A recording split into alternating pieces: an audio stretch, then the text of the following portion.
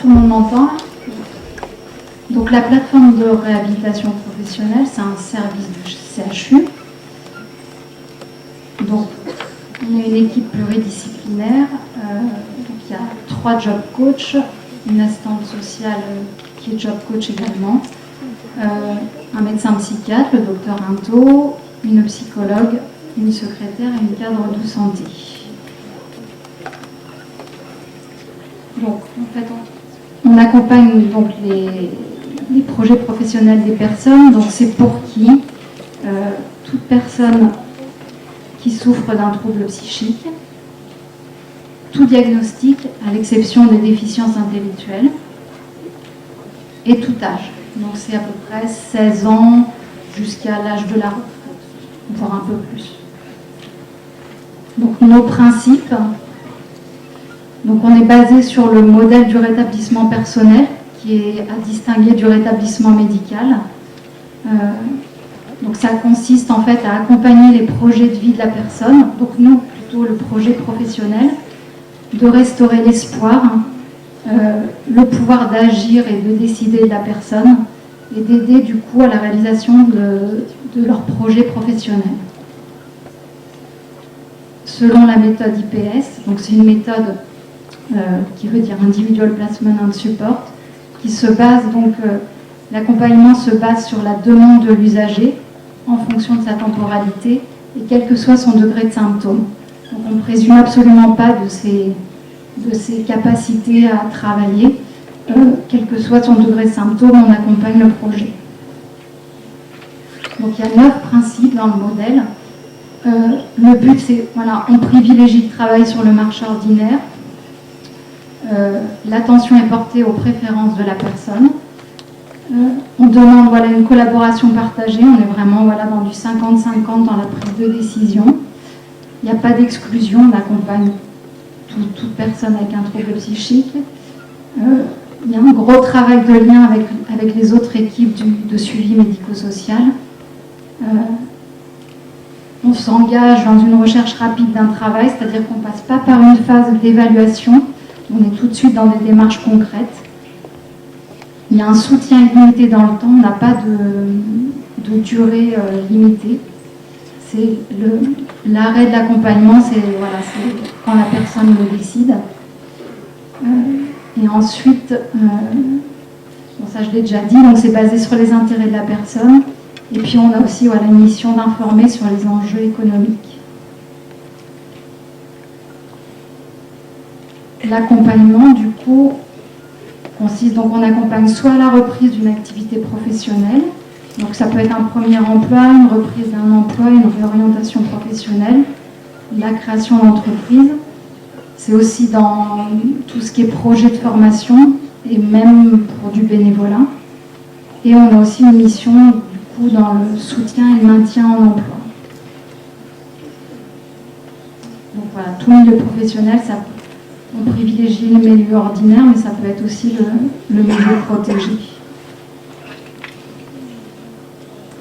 Donc comment ça se passe? Donc parcours d'admission, il y a un premier rendez-vous avec le médecin, le docteur Into ou avec la psychologue. On présente l'accompagnement, les principes. Ensuite, la personne a 15 jours pour dire si elle adhère ou pas à cette méthode d'accompagnement. Et puis ensuite, on commence les job coach. Un job coach est attribué et on commence l'accompagnement.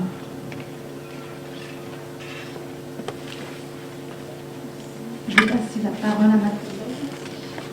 Alors, être job coach, c'est quoi? Je ne sais pas si vous m'entendez bien. Je suis plus à l'aise, j'avoue, avec celui-ci.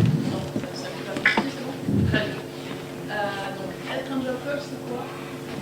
C'est pouvoir en effet accompagner un usager dans la construction de son projet professionnel. Donc, comme vous l'a dit Delphine tout à l'heure, le but c'est vraiment de pouvoir accompagner la personne selon sa demande,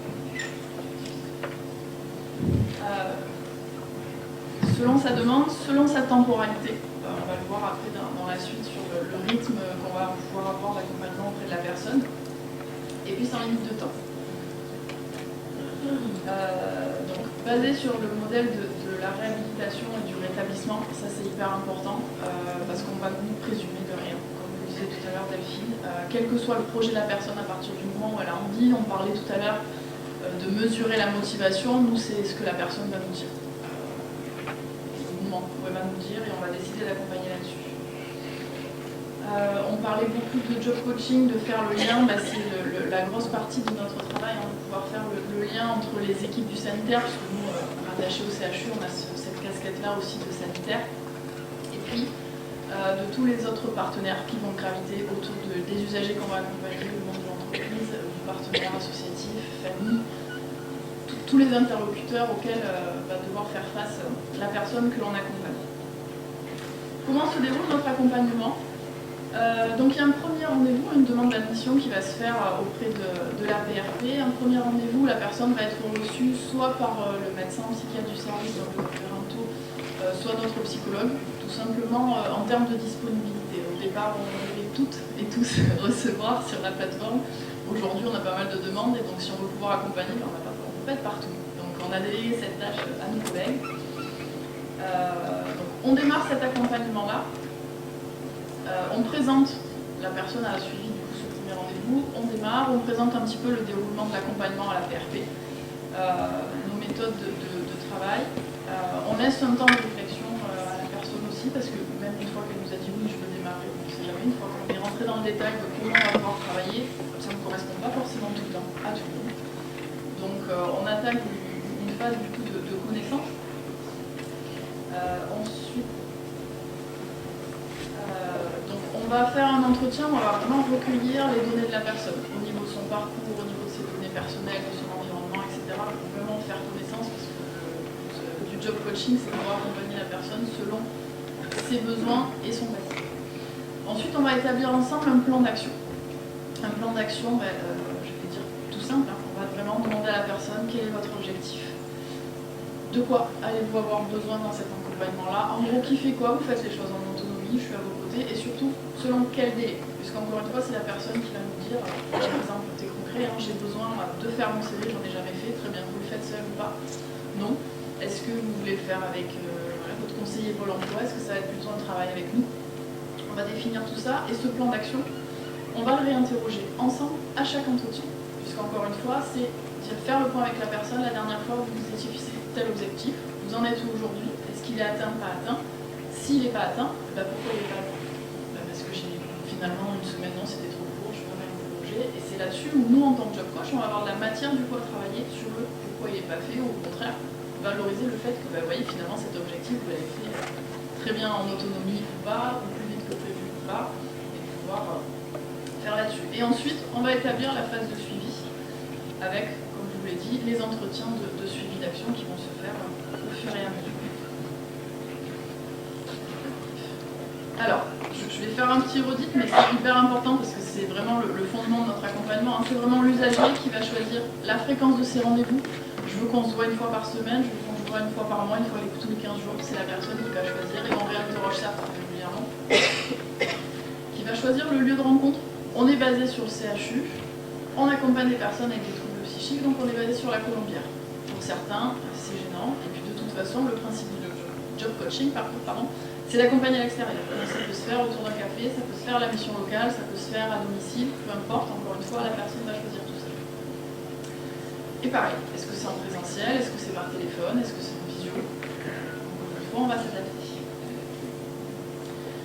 On a parlé de l'empowerment, c'est vraiment ce qu'on va mettre au centre de l'accompagnement de la personne. C'est lui qui va être au centre de toutes ces démarches. Donc on va identifier avec lui ses ressources et ses freins. Pouvoir faire émerger la demande d'aide qui va être justement liée avec les freins. Parfois on nous dit non, j'arrive pas trop, mais ils ne vont pas forcément être capables de définir d'où va venir le blocage. Donc c'est dans l'action qu'on va pouvoir creuser ça avec eux et définir après ce sur quoi il va falloir travailler.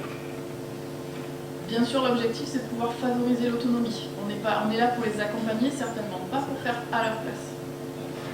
Dans la mesure, évidemment, des possibilités, des capacités aussi. Mais encore une fois, le but, c'est de pouvoir les faire monter en compétences là-dessus et de gagner d'autonomie. De valoriser donc leurs compétences. Et ensuite, de pouvoir proposer des outils, parce que dans le discours, c'est bien beau de favoriser l'autonomie, c'est pas forcément le cas pour tous selon la pathologie, selon le fonctionnement en tout cas de la personne. Donc on va pouvoir proposer des outils, soit nous en tant que job coach, soit faire appel à notre équipe de psychologues pour mettre en place du travail écologique, on va dire sur site, ou après de pouvoir aussi adresser à des partenaires qui, pour tel ou tel objectif, vont pouvoir être performants ou spécialisés dans cet accompagnement. On est surtout aussi présent sur notre phase de maintien, parce que pour la plupart du temps, pour nos usagers, accéder à un emploi, à une formation, c'est pas forcément ce qui va poser le plus de difficultés. Mais c'est surtout de pouvoir maintenir cet emploi ou cette formation. Donc là-dessus, pareil, on définit les plans d'action avec la personne, à quel moment je vais intervenir à vos côtés, dès l'entrée en formation ou à la prise de poste, ou tout simplement au moment où l'usager va trouver ça opportun. Parce que forcément, qui dit maintien auprès de la personne, dit divulguer, expliquer pourquoi j'ai une personne à mes côtés, et ce qui fait que j'ai besoin d'avoir quelqu'un en job coaching quand je suis en formation, quand je suis en poste. Donc tout ça, ça se travaille avec le projet.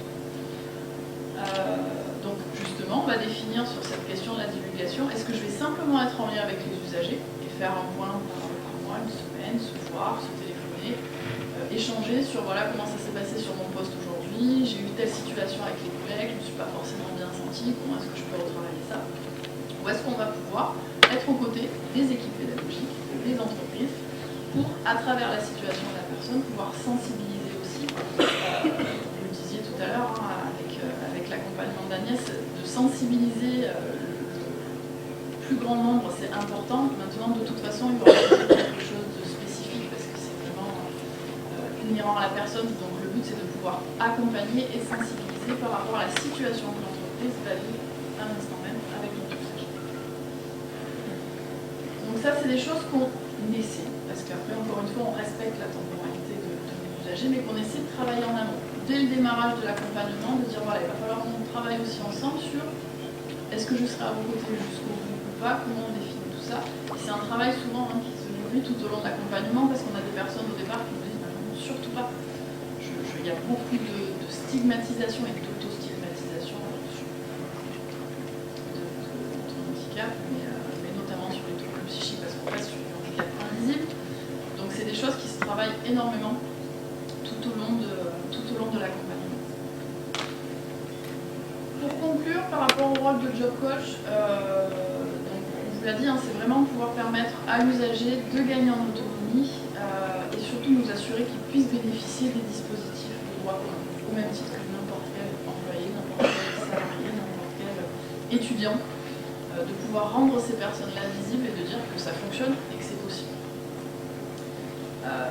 Dans le cadre de l'accompagnement, on a une obligation de moyens et pas de résultats. On n'est pas objectivé, on n'est pas chiffré, et ce n'est pas parce que la personne va être accompagnée, job coachée sur la PRP que obligatoirement on va trouver une formation, on va trouver un emploi, parce qu'on va sur le principe de réalité, on va sur le marché de l'emploi, on essaie tous aujourd'hui.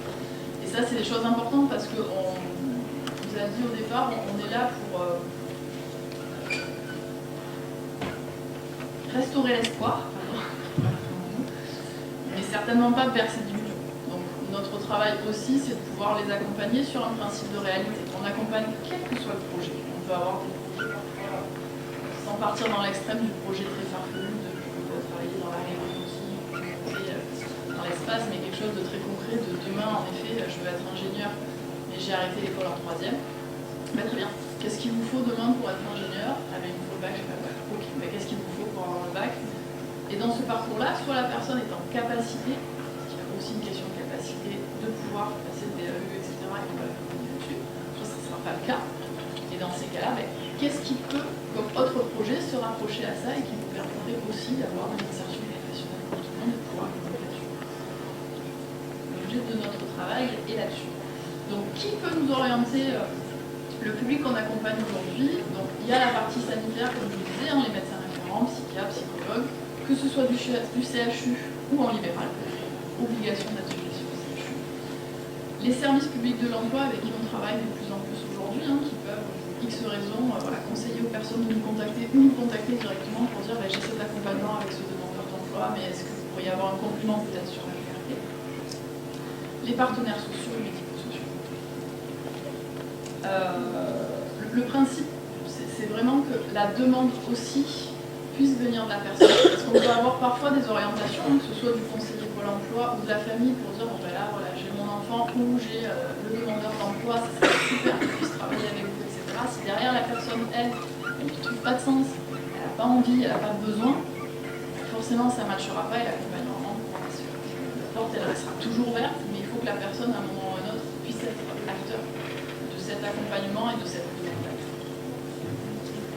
Comment nous orienter? Là, vous aurez du coup les coordonnées. Alors, une synthèse médicale, parce qu'on garde encore des habitudes, on va dire, médicales quand on avait des orientations uniquement, c'est simplement d'avoir un minimum de données hyper important dans le sens où on n'est pas là non plus pour faire rentrer des personnes sur un parcours médical, sanitaire, ou pour les faire rentrer dans la psychiatrie. Il y a parfois des fonctionnements, des automatismes qui peuvent être identifiés par les personnes qui nous orientent des usagers comme des troubles psychiques et qui n'en sont pas. Et du coup, c'est certainement pas le but de les faire rentrer là-dedans. Alors, on réoriente, on réexplique, etc. Mais du coup, d'avoir un minimum de données médicales peut permettre aussi d'éviter une mauvaise orientation. Et le dossier social, c'est pour faire un focus sur leur situation sociale à l'instant T, savoir si à un moment ou à un autre, il y aura besoin de faire intervenir notre assistant social, ou s'il y a besoin de faire le lien justement avec l'assistant social du secteur.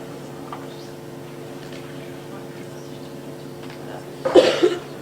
La plateforme de réhabilitation professionnelle, c'est aussi la partie formation. Je pense qu'on en a largement parlé aujourd'hui sur cette question de la sensibilisation et la formation. On travaille beaucoup en collaboration avec le centre Jean Lindiel, qui est un centre de rétablissement et de réhabilitation spécifique dans l'accompagnement des personnes avec une schizophrénie. Et du coup, dans ce cadre-là, on a cette vocation de pouvoir former et informer sur les troubles psychiques auprès des partenaires, auprès des entreprises.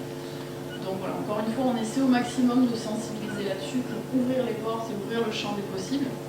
Et puis après, de pouvoir le faire de manière individuelle quand on arrive à concrétiser ça avec un usager. Mais du coup, voilà, si vous avez des questions, des besoins spécifiques là-dessus, il ne faut pas hésiter aussi à nous contacter.